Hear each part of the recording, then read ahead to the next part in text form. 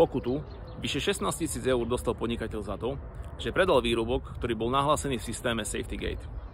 V minulosti sa to volalo RAPEX. Do systému SafetyGate sa nahlasujú všetky výrobky, ktoré predstavujú zvýšené riziko v oblasti bezpečnosti a zdravia. A akým spôsobom robia inšpektori v tejto oblasti kontroly? Toto je len môj názor a mnou vytvorený modelový prípad. Ak by sa ale zhodoval s realitou, je to čiste náhoda. Inšpektori číhajú, či sa daný výrobok nachádza v tomto systéme. A ak áno, tak si to dajú do vyhľadávača a doslova to vygooglia a zistia, ktorý obchod to momentálne ponúka. Samozrejme, že obchodník pre množstvo práce nestihne tento výrobok stiahnuť ani nemá informáciu, že sa objavil v tomto systéme. Tak inšpektori spravia kontrolný nákup, obchodník tento výrobok odpredá, čo je nesprávny postup.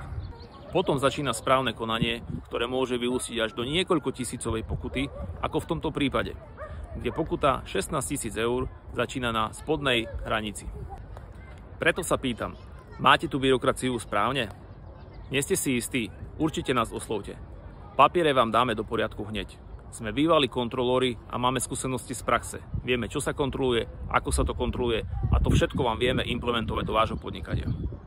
Je to oveľa lacnejší spôsob, ako potom riešiť problém. Volajte nás.